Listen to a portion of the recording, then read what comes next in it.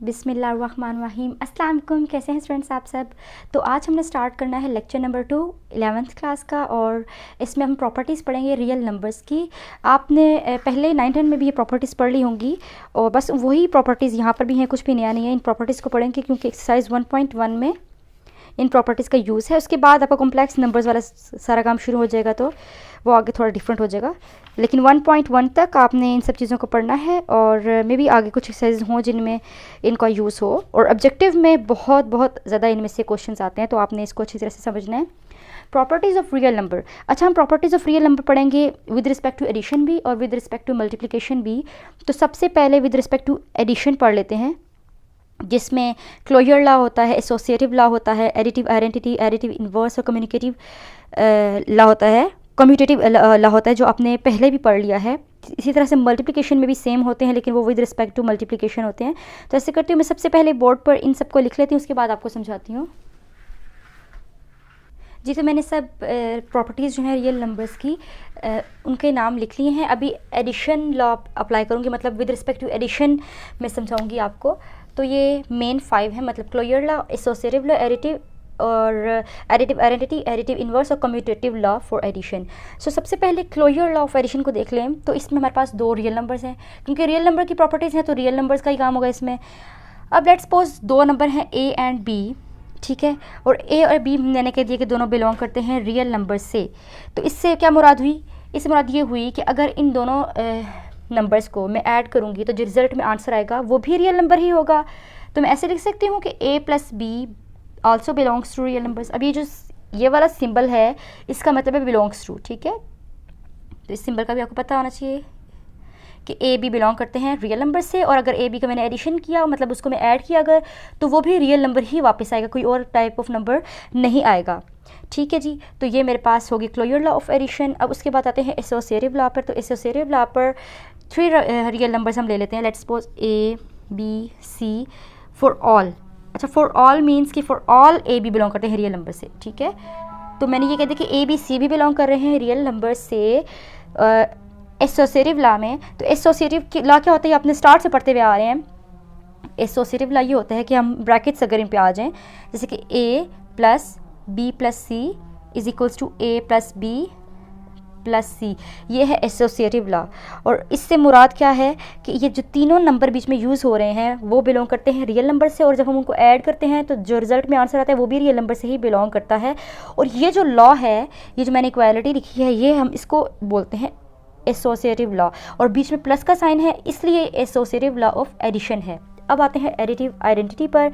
तो additive identity होता है 0, क्योंकि 0 में हम किसी भी नंबर को ऐड करें वो नंबर वापस आ जाता है। जैसे कि 0 में मैं अगर फॉर एग्जांपल मैंने 2 प्लस किया तो 2 ही वापस आ गया, 5 ऐड किया तो 5 ही वापस आ जाएगा। सो 0 एडिटिव आइडेंटिटी है। और लेट्स सपोज अभी यहाँ पे हम जनरली बात कर रहे हैं, तो कोई रियल नंबर हमने ले लिया A, for all A belongs to real numbers, ये रियल नंबर से ये बिलोंग कर रहा है ए।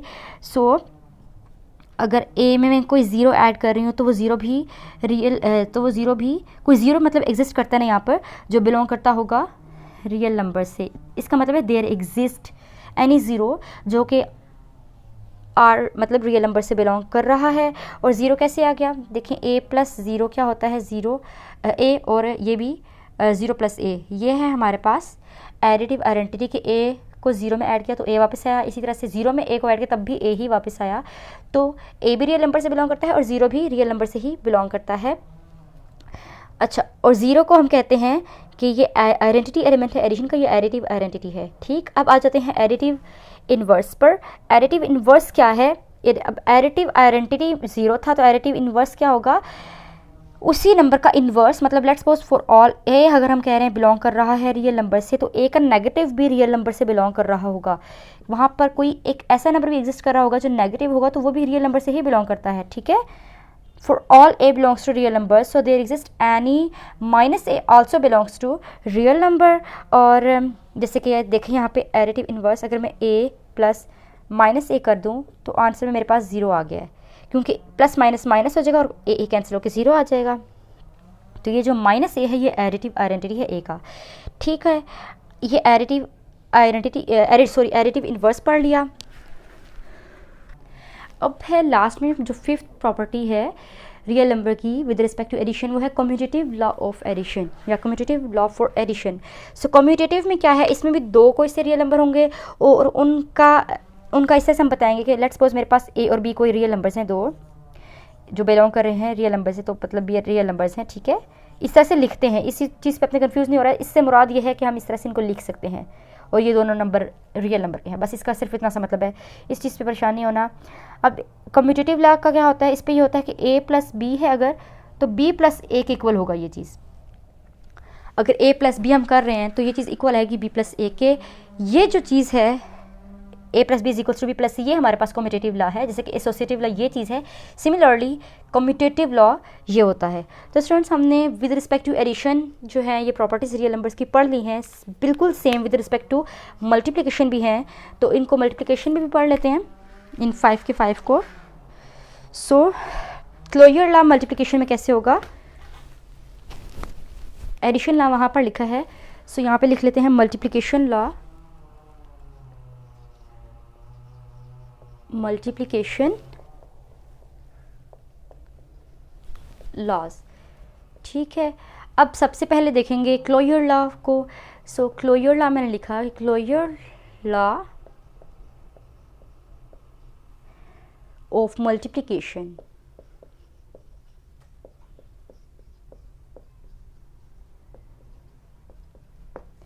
अब क्लोजर लॉ क्या होता है, जिसमें कोई से दो नंबर जो हैं वो रियल नंबर से बिलोंग कर रहे होते हैं। जैसे कि मैंने कहा कि ए बी दो नंबर हैं जो कि बिलोंग कर रहे हैं रियल नंबर से। सो अगर दो नंबर रियल नंबर से बिलोंग कर रहे हैं और उन्हीं दोनों नंबर को अगर मैं आपस में मल्टीप्लाई भी कर दूं तो रिजल्ट में जो आंसर आएगा वो भी तो रियल नंबर से ही बिलोंग करेगा ना।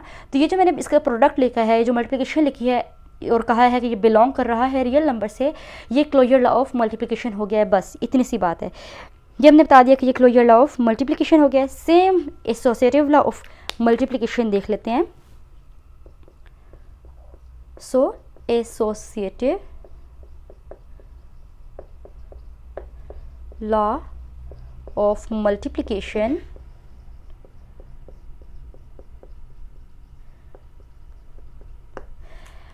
अच्छा, अब एसोसिएटिव लॉ ऑफ मल्टीप्लिकेशन में भी सिमिलरली बिल्कुल सेम वही काम करेंगे कि हमारे पास ए बी सी तीन रियल नंबर्स हैं, तो इनको हम लिखने में कैसे लिखेंगे, मैथ्स में इस तरह से लिखेंगे कि ए बी सी नंबर्स हैं तीन और ये बिलोंग कर रहे हैं किससे, रियल नंबर से। इतना लिख दिया। अब हम लोगों ने इसको बताना है कि एसोसिएटिव लॉ में लिख कैसे सकते हैं, तो यहाँ पर हम लिख लेते हैं कि A into B C is equals to A B into C. तो जब मैंने इनको इस तरह से प्रोडक्ट में लिख लिया और इनके सिर्फ ब्रैकेट्स आगे पीछे किए हैं, तो ये जो चीज़ है ये हमारे पास एसोसिएटिव लॉ ऑफ मल्टीप्लिकेशन हो गया है। और ये जो तीनों नंबर हैं ये रियल नंबर्स हैं और इनको अगर सॉल्व करके कोई आंसर आएगा तो वो भी रियल नंबर से ही बिलोंग करेगा वो आंसर। अच्छा, एडिटिव आइडेंटिटी थी बिल्कुल इसी तरह से मल्टीप्लिकेटिव आइडेंटिटी भी है, तो मल्टीप्लिकेटिव आइडेंटिटी पर आते हैं। अब मल्टीप्लिकेटिव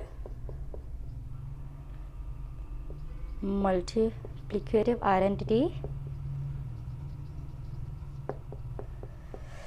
अच्छा अब हमारे पास कोई रियल नंबर है ए, इस तरह से मैंने लिख लिया कि ए कोई रियल नंबर है जो बिलोंग करता है रियल नंबर से, मतलब are.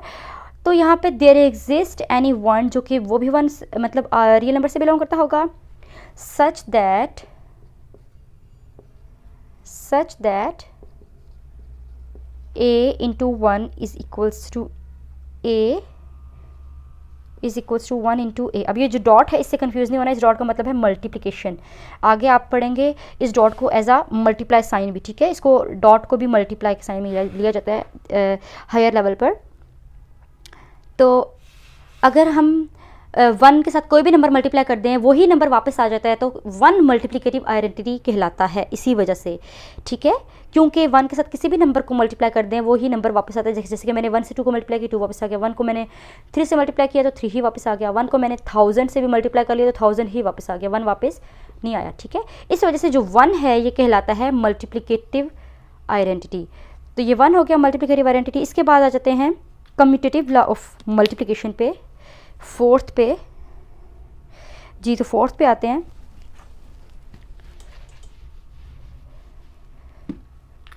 Commutative law of multiplication.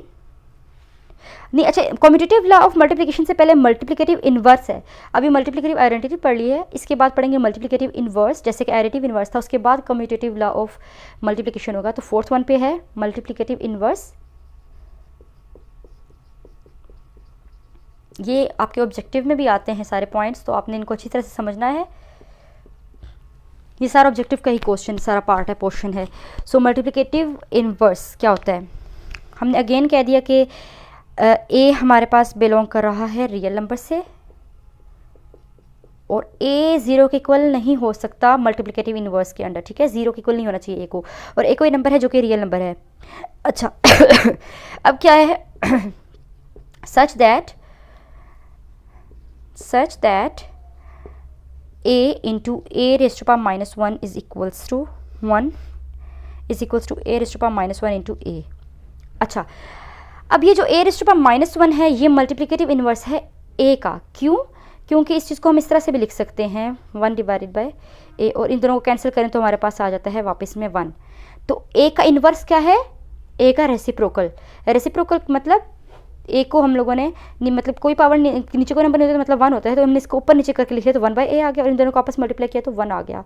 तो ये जो 1/a है वो a का मल्टीप्लिकेटिव इन्वर्स हो गया है। तो यहाँ पर a रेज़ टू पावर -1 की फॉर्म में लिखें या इस तरह से आप लिखें, ये सेम बात ही है, और ये चीज़ मल्टीप्लिकेटिव इन्वर्स कहलाती है अपने साथ वाले नंबर की। तो ये हमने लिख लिया है। तो सेम अब वही बात कि a रेज़ टू पावर -1 को हम लोग 1/a की फॉर्म में भी लिख सकते हैं, आपकी बुक में भी यही चीज़ लिखी है। तो ये मल्टीप्लिकेटिव इन्वर्स हो गया है। इसके बाद लास्ट पे हमारे पास है कम्यूटेटिव लॉ फॉर मल्टीप्लिकेशन।